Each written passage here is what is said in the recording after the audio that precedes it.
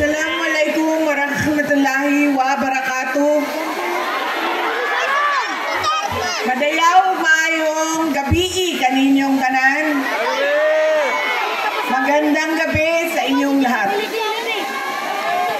Unahin ko po muna ang aking mga pagpapasalamat. Nagpapasalamat tayo sa ating babalik na Mayor Isko Moreno Dumagoso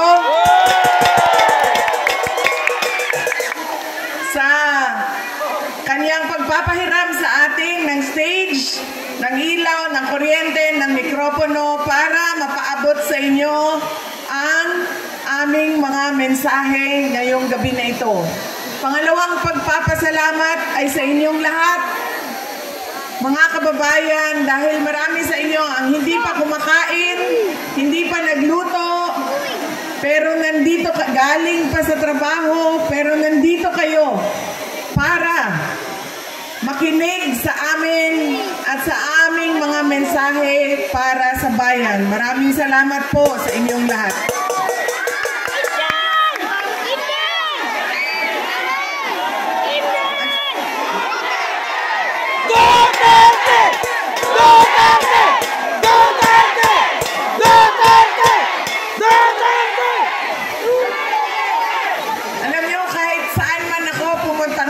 Galing kaming Samar, tumawid kaming Leyte, tumawid kaming Cebu, tumawid kaming Negros, pumunta ako nung isang kagabi dito sa syudad ng Maynila, kanina umaga sa Quezon City. Ngayon bumalik na naman ako sa syudad ng Maynila. Ang sigaw ng mga tao ay Duterte!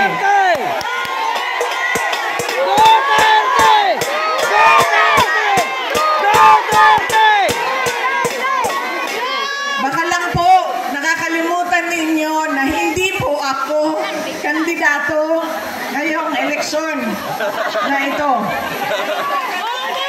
Pero nandito ako para maglabas ng nararamdaman ng karamihan ng taong bayan sa ating pamahalaan ngayon.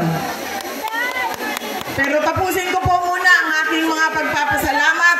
Ang sunod po na pagpapasalamat ay mula sa akin, personal, sa inyong lahat, mula sa mga kasamahan ko at sa aming opisina sa tanggapan ng pangalawang Pangulo sa inyong patuloy na suporta at pagtitiwala sa aming lahat. Maraming salamat po sa inyong mga kababayan.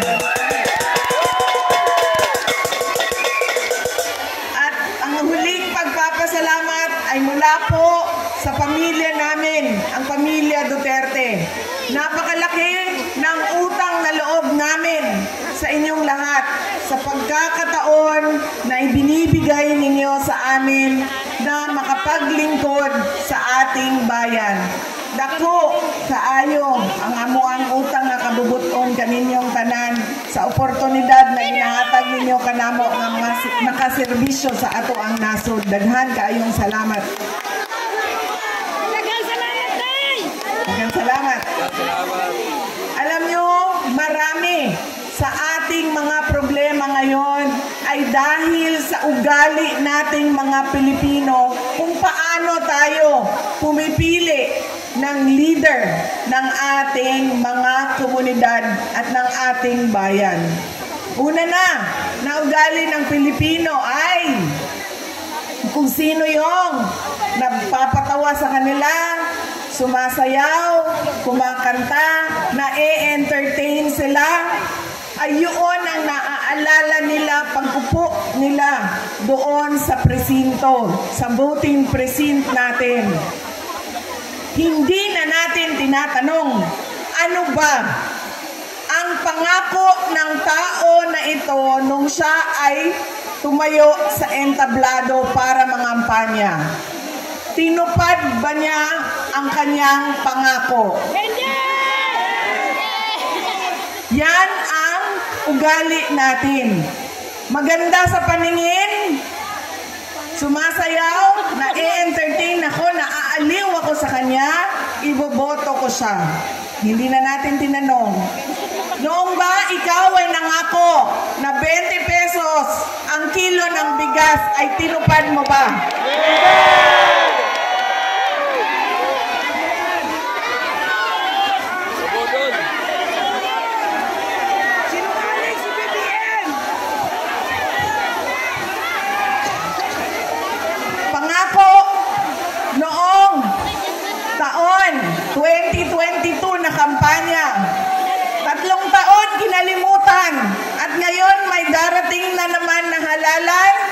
meron na naman tayong kuno 20 pesos na bigas doon sa Visayas. Na para bang nakalimutan na ang Luzon at Mindanao dahil hinahabol ang boto ng Visayas. Yan ang ugali natin. Hindi na natin tinatanong, nung tumayo ka ba, binigay mo ba yung pangako mo? Wala. Pangalawang ugali ng mga Pilipino sa pagpili ng kanilang mga leader.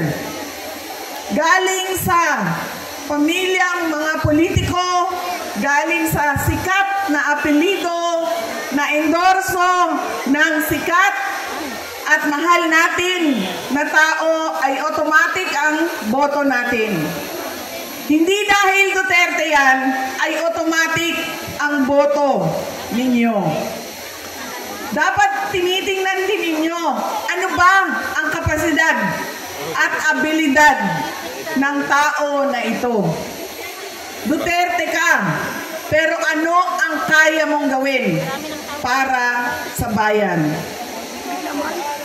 Kailangan ko banggitin na ang congressman ninyo dito sa distrito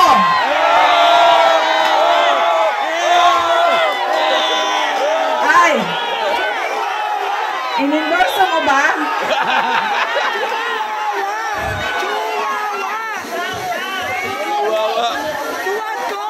Yan an example ng automatic yung boto natin, sikat, endorse ng sikat, galing sa pamilya ng mga politiko Duterte, ang boto natin yan. Ganyan ang ugali nating mga Pilipino. Alam nyo, yung congressman nyo, si Joel Chua ba yun?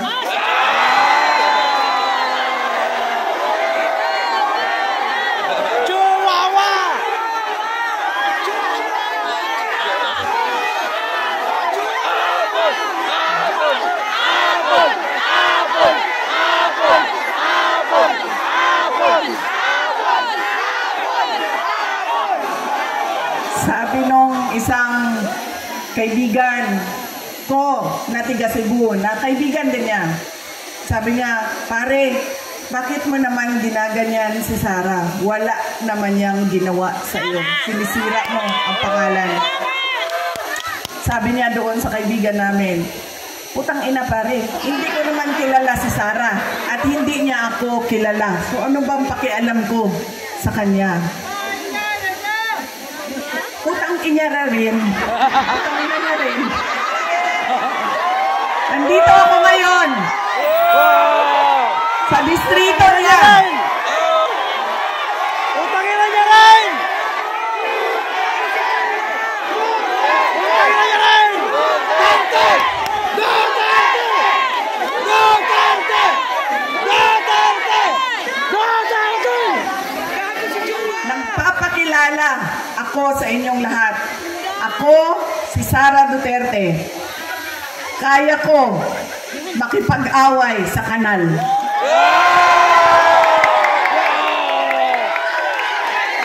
Duterte! Kami, kung saan kami galing, doon sa Mindanao. Sanay kami sa wala. Kaya, walang mawawala sa akin kung dalhin ko ang away na ito dito sa kanal ng distrito ninyo.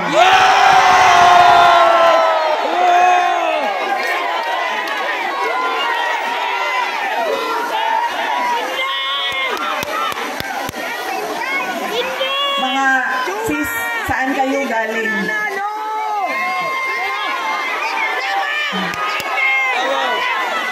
Kinsay mga tausog diri, mga Maranao.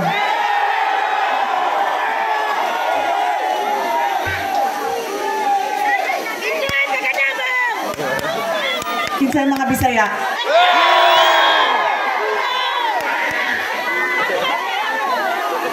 Ayaw mong kalimot ha, pag-abot sa adlaw sa pinili ay butangin ninyo og zero si Chua.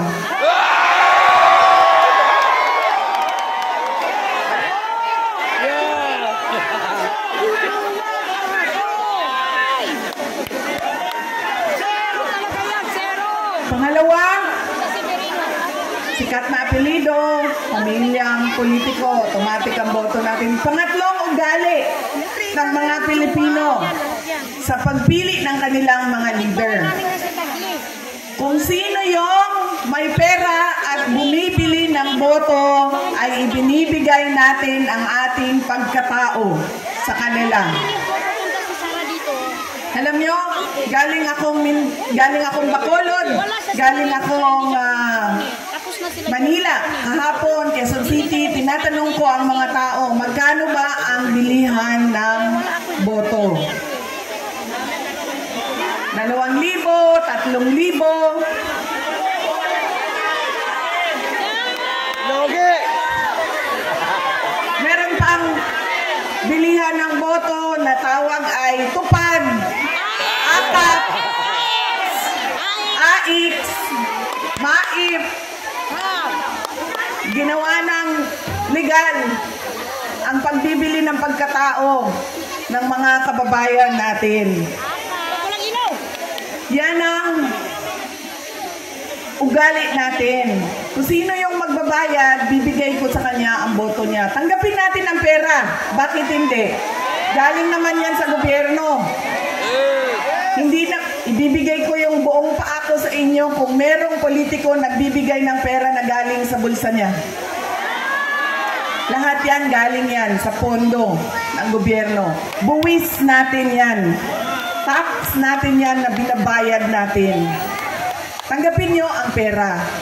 Pero, pag-isipan nyo, karapat dapat ba itong tao na ito na maging leader ng aming komunidad? Dahil, pag binibigay natin ang boto natin at hindi natin pinag-iisipan ang ating initiate na pangalan, babalik na naman tayo doon sa hindi ko na kailangan ibigay ang pangako ko sa inyo habang ako ay nangangampanya dahil binayaran na kita para sa boto mo. Ano pa ba ang obligasyon ko sa iyo? Bayad ka para bumoto sa akin. So bakit pa ako magbibigay ng tama at totoong serbisyo? Kami doon sa syudad ng Davao, hindi kami naglalagay kailanman ng budget na pambili ng boto. Alam mo anong nangyayari sa Davao? Taga Davao ako eh. Yes, ma'am. Ang mga taga Marawi, naa sa Isla Verde, naa sa Boulevard, buboto sila sa umaga sa Davao City dahil buboto sila para sa mga Duterte. Tapos babiyahe sila papuntang Marawi, Maguindanao, Cotabato City dahil buboto sila para sa bayaran doon. Diba? Trak-trak kayo na bumabiyahe panahon ng halalan para kumuha ng pera sa mga kapitbahay. Mga flying voters, ilang beses ko na yan sinabi sa COMELEC. Kailangan automated ang lisahan ng mga tao. Dahil kung hindi ninyo ginawa yan, at hindi niyo biometrics yan, ganyan lagi ang kultura ng ating halalan. Boboto dito, lilipad sa Bulacan, boboto doon, tatanggap. Ganyan sa amin. Hindi kami nagbibigay. Boboto sila, sa umaga, babiyahe sila, tapos boboto sila doon sa kapitbahay namin. Doon kasi may bigayan ng pera. Yan ang nangyayari sa atin. Sabi ko nga, walang problema. Kunin natin ang pera, pero pag-isipan natin ang ating mga leader. Dahil yan ang kinabukasan. Yan ang magdadala sa atin sa tama o maling kinabukasan ng ating bayan. Alam niyo, masakit sa akin yung pagbibili ng boto. Dahil nga, nawawala yung respeto ng tao sa isa't isa. Nagiging transaksyon. Mahalin mo ako, bayaran kita. Pag hindi mo ako bayaran, hindi kita mamahalin.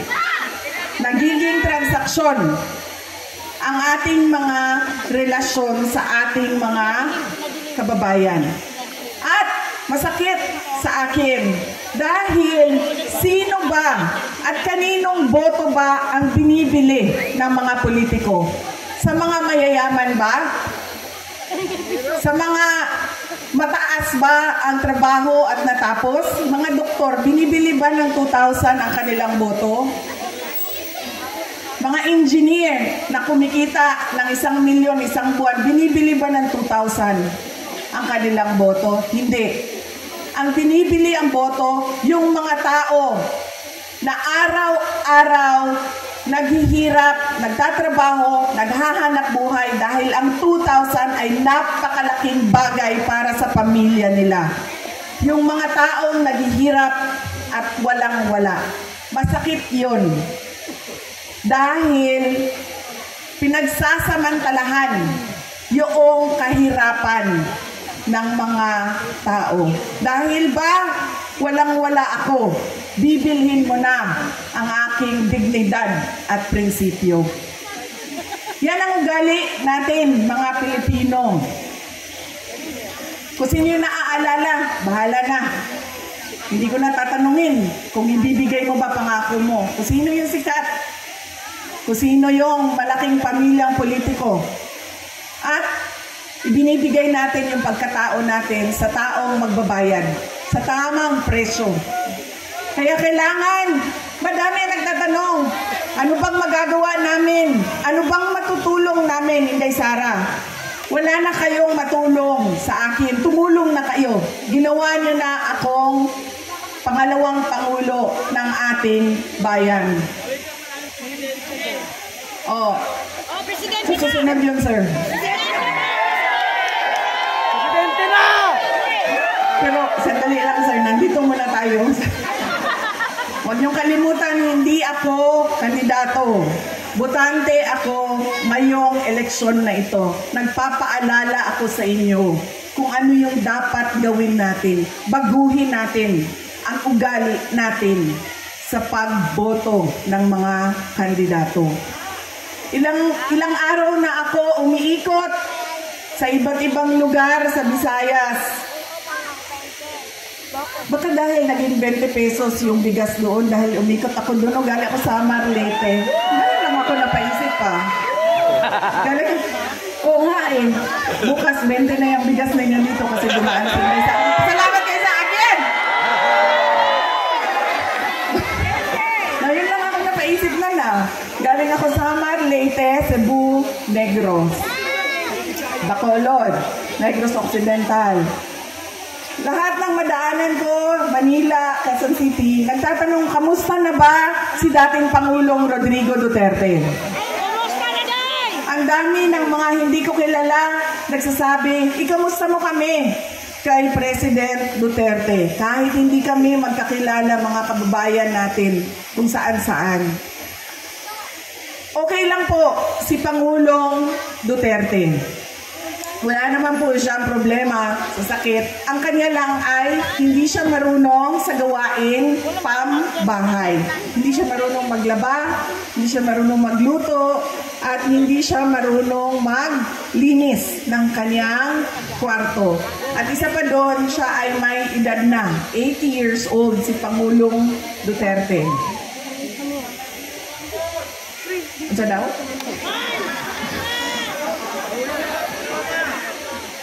Picture sa kanya, Day!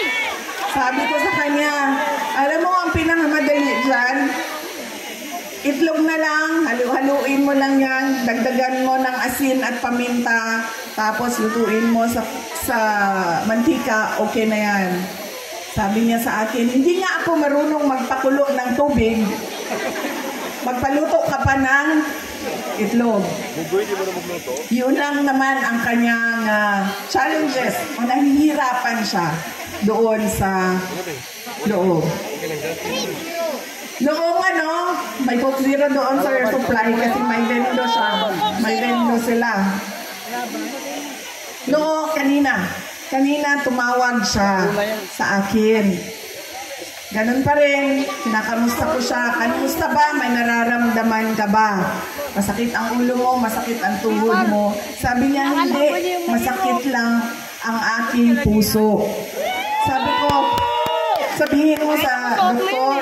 Sabi niya, bakit masakit ang puso mo? Sabi niya, ay, nawala na kasi ang mga girlfriend ko.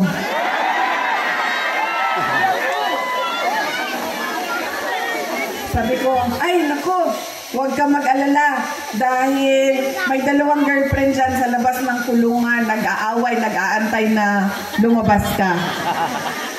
Tapos sabi niya sa akin, sumali ba sa away ang nanay mo?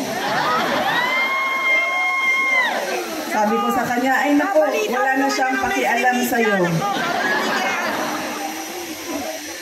Yan po ang update kay Pangulong Duterte. Sabi niya kanina,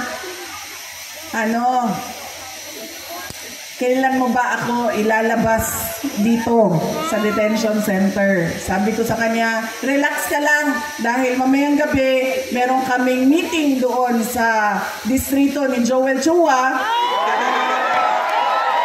Ay, sorry. Distrito ni Apple Nieto.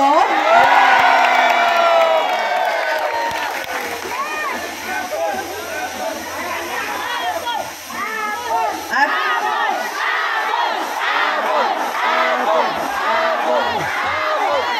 nasaan na yung apple ko? Ito yung apple ko. Hindi man ito pulang-pula na apple.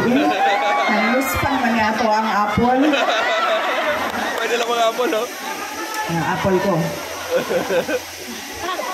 Bakit namumutla itong apple na ito? Agad! Hindi na natulog eh. Ha? Hindi na natulog. Wala pa'y kaan! Nalustan! Saan ako?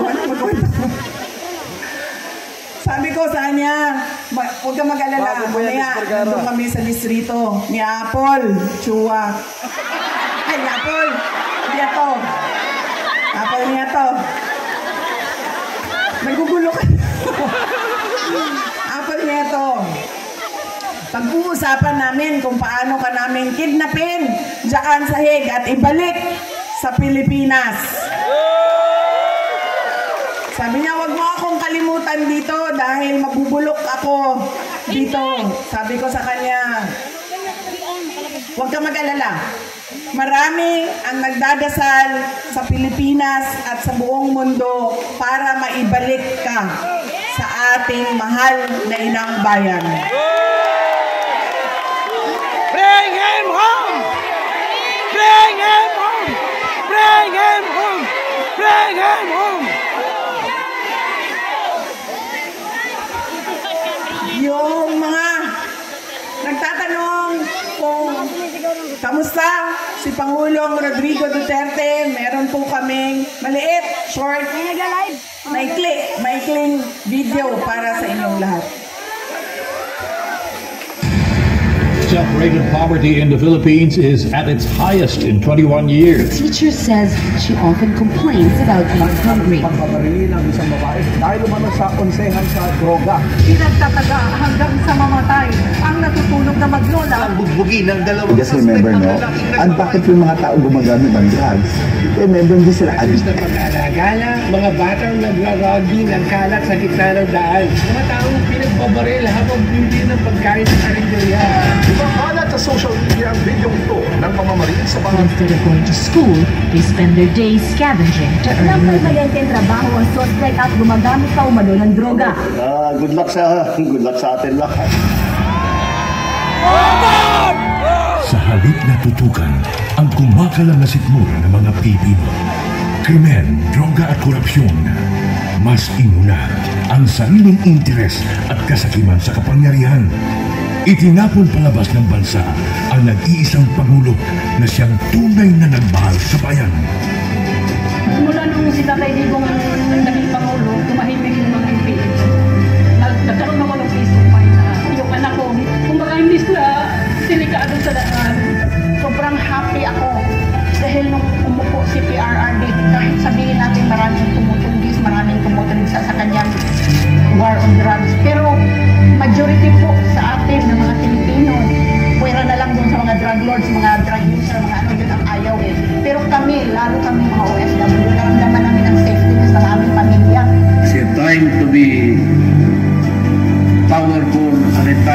be just a nobody. I used to describe the brightest star there was mine, shining brightly. And in a few days, I will be just a Rodrigo Duterte from Danao, Cebu. Daghang salamat. Lubos na minahal ni PRRD ang PNP at AFP. Pag ako ang nanalo, kaagad dublado ang sweldo ng pulis pati militar. Pero sinalan din pala ang gagamitin laban sa kanilang dating Commander-in-Chief. Hihilahin. Kung maniwala nga, hihilahin. Ano ba ang damage ng government interest? Kung hintayin ko lang yung dalawang anak. Walang darating sir. Huwag tayo mag-debate rito. This is not the place for debate. Hindi po. Guys! Hindi po kanina. Believe me sir, hindi nyo magugustuhan ang kasunod na order.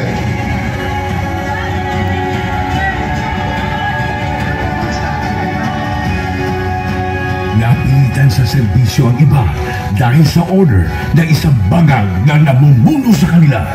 Former Philippine leader Rodrigo Duterte has been taken into custody by the International Criminal At Court. yun ang simula ng pagliyab ng damdamin ng mga Pilipinong nagmamahal kay Tatay Digong.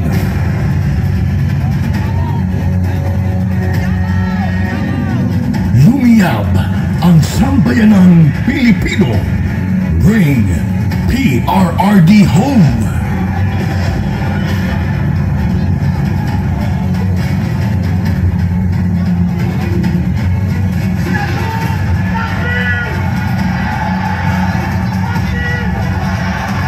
Iisa lang ang sigaw. Duterte saan man sa mundo.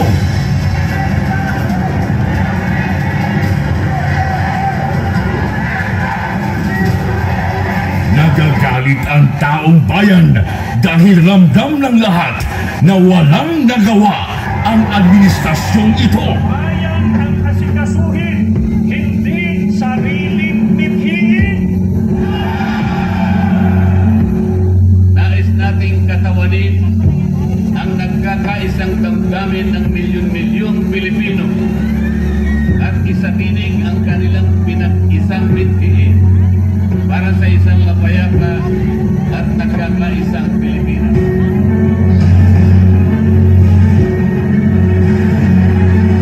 Hindi pa tapos ang pagliyab ng mga puso natin dahil nagpapatuloy pa din ang kasamaan habang nalulugmok na ang inang bayan. Ikaw at ni Marcos ang atong gold reserves. Sa pagpapatuloy ng oral arguments sa 89.9 billion peso transfer ng pondo ng Philippine Health Insurance Corporation sa National Treasury. Muling binusisi ng mga maestrado ang paggamit ng ahensya sa perang mula sa mga kontribusyon ng mga miyembro nito. Aminado ang DOLE at DSWD na walang listahan para sa mga beneficiaryo ng ayuda sa Kapos ang Kita Program o AKAP. Sa tuloy ng ilan, nagagamit na sa politika ang AKAP. Hindi lang pala 7-7, meron pang 30-30-30. Yung 30-30 naman, kung ikaw ang host ng sorting, you get 30 million, 90 million lahat yun. 30 million AIX or ATAP, 30 million na MAIT, and 30 million na tupad. Sa kanyang 15 taong karanasan bilang kongresista, ngayon daw nakakita si Davao City Representative Isidro Ungab ng ganitong sistema sa Bicameral Conference Committee. Ang tinutukoy niya ay ang mga blankong line items sa Bicam Report ng 2025 National Budget na anyay laban sa batas. Partikular dito ay ang missing budget amount sa Department of Agriculture at ang program funds na anyay bilyones ang halaga. Good luck sa atin lahat. Na-promote pa nga ang mga instrumento ng pangingidnap kay PRRD.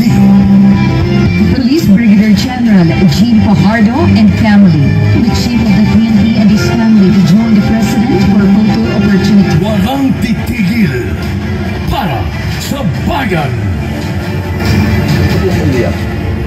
maybe when I say my farewell, if I get to live on the last day of my term, I'd like to say something and maybe I'll cry.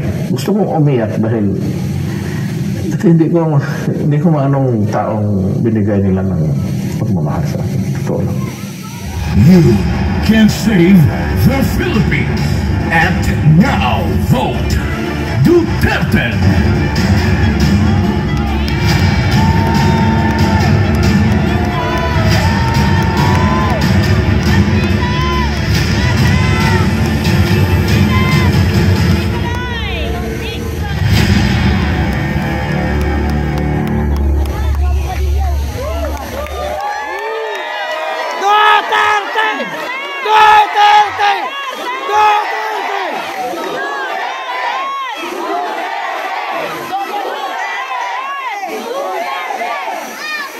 Sino yung mga maranaw dyan sa likod kanina?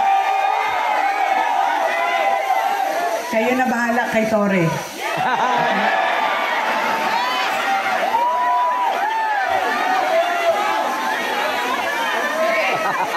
Si Congresswoman Apple Nieto na ang bahala kay Joel Chua sa tulong ninyo.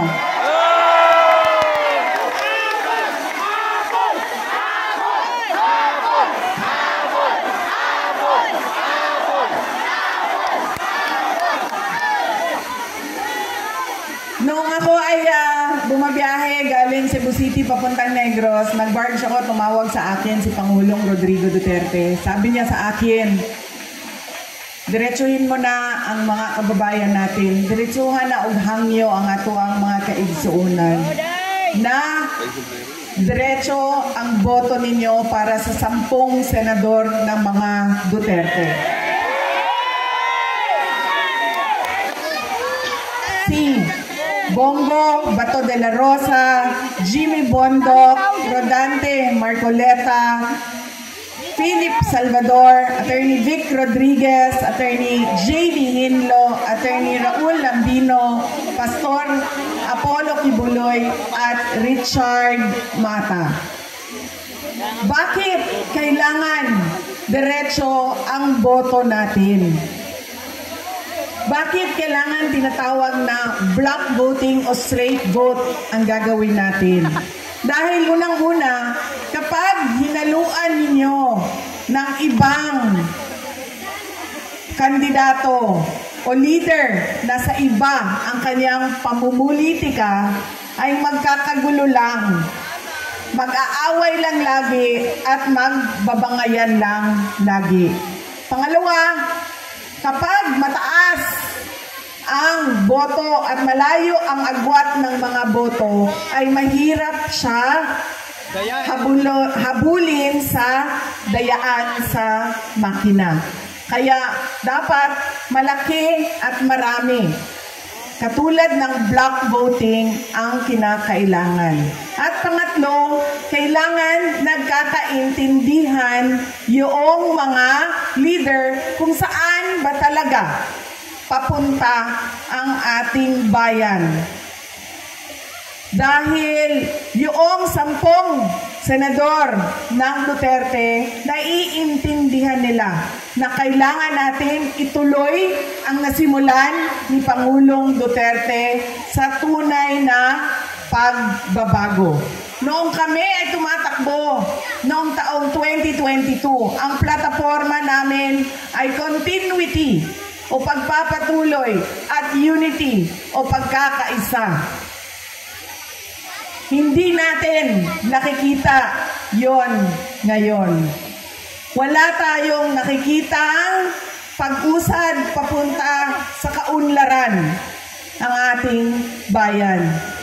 Ang naririnig lang natin ay bagong Pilipinas, pero wala namang nagbago sa ating bayan. Kundi lalo pa tayong nagugutom, ang daming mga pamilya nagutom. Tumataas ang kahirapan, at sobrang dami ng ating mga kababayan ang nakikipagsapalaran sa ibang bansa kahit illegal ang paglabas nila sa ating bansa at illegal ang pagpasok nila sa ibang bansa para lang maghanap buhay sa kanilang pamilya dahil walang oportunidad ng trabaho at negosyo dito sa ating bayan. Para bang wala nang magandang kinabukasan dito sa ating bayan. Kaya wala tayong nakikita na bagong Pilipinas dahil nagkamali. Pasaylo ako ninyo ha, ako bitaw ang hinungdan ato. Pero human naman kong pangayong pasaylo. Nagkamali tayo ng pili dahil yung ugali nga natin sa pagboboto ay hindi natin binago. Kaya kailangan natin baguhin ang ating pagboto. Idiretso na natin ang 10 senador. Tulad din ng dito sa syudad ng Maynila. Kung sino yung mga kasama ng ating Mayor Isko Moreno Dumagoso, yun na rin ang piliin ninyo diretso.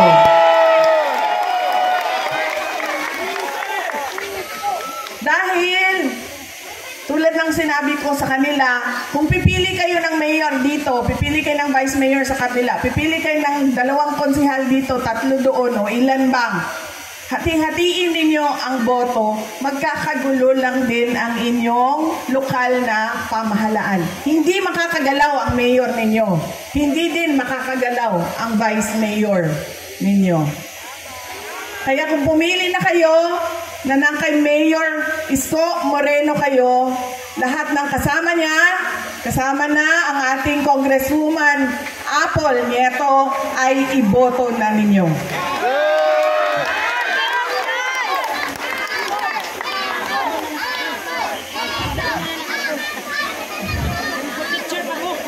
Hindi, para kay Joel Chua ito, antay ka.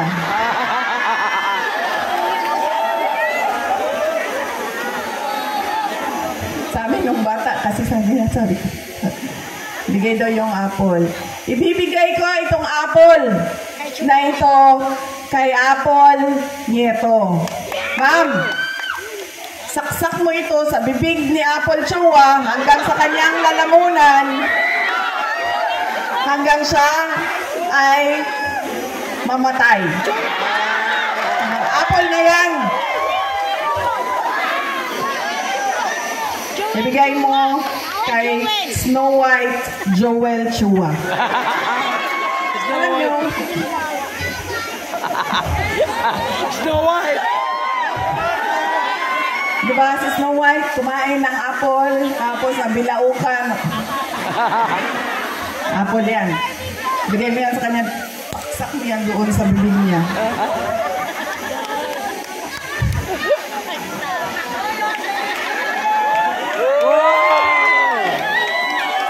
Nandiyo si Joel Chua ba? Siya ba may-ari ng Ingbitin? Ha? Hindi, hindi.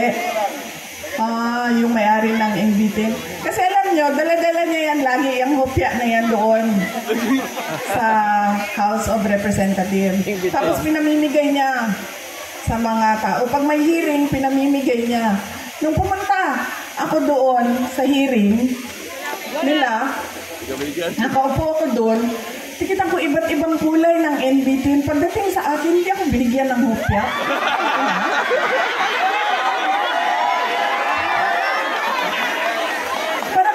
Ako nagugutom. Parang hindi ako karapat-dapat bigyan ng kopya. Tapos, sinasabi niya, abogado siya, nung nandoon ako at pinapaot niya ako, magsumpa ka. Sabi ko, bakit ako magsumpa?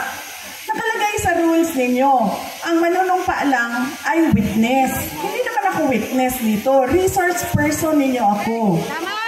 So bakit ako manunumpa?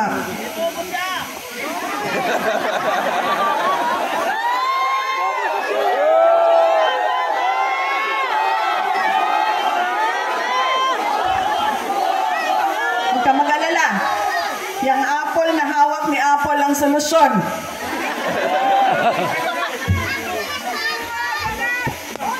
Tapos, sige na.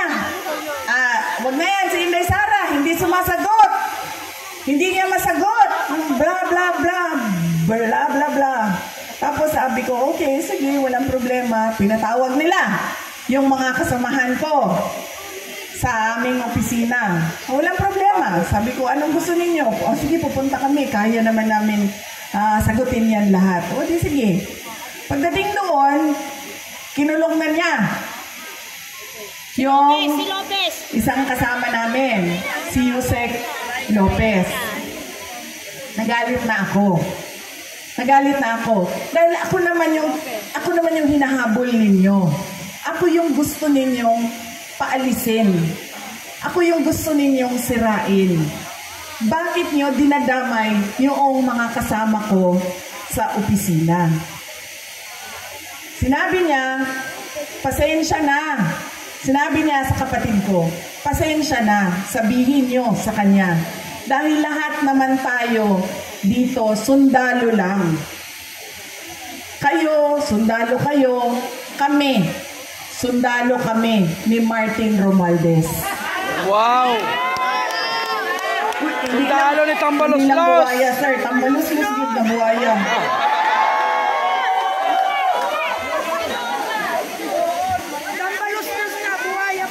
Sinagot siya ng kapatid ko, sundalo tayong lahat, pero kami, sumusunod kami sa tamang orders. Hindi kami sumusunod sa mali. Yan! Hindi ko nga alam kung paano nyo napili yan si Joel Chua, pero nasabi na sa akin. Yan ang karakas ng inyong congressman. Ganyan ang pag-uugali ng inyong congressman. Hindi namimigay ng hopya. At sundalo daw siya. Hindi ko lang alam kung kaya niya yung hirap ng pagiging sundalo daw siya. Pero hindi naman niya sinusunod yung tama. Ang sinusunod niya ay yung mali.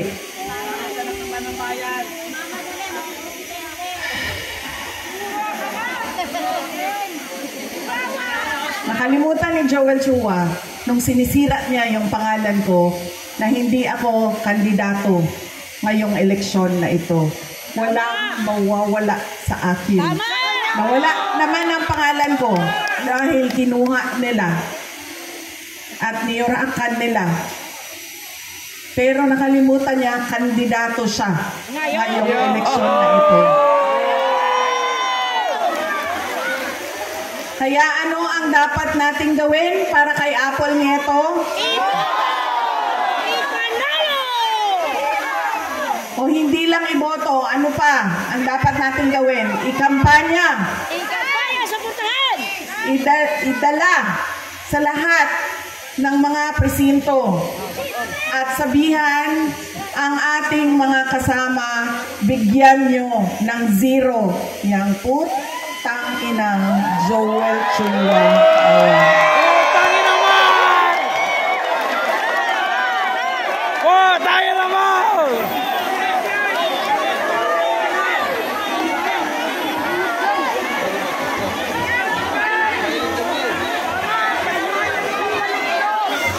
Duterte! Duterte!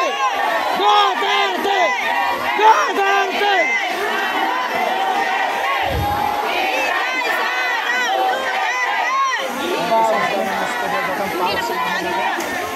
Mga kababayan, ang lahat ng ginagawa natin ay para sa Diyos, sa bayan, at sa bawat pamilyang Pilipino. Syukran. Pilipinas, Duterte pa rin ang tunay na nagmamahal sa atin. Laban niya ay laban natin. Pilipinas, Duterte pa rin. Pilipinas, Duterte pa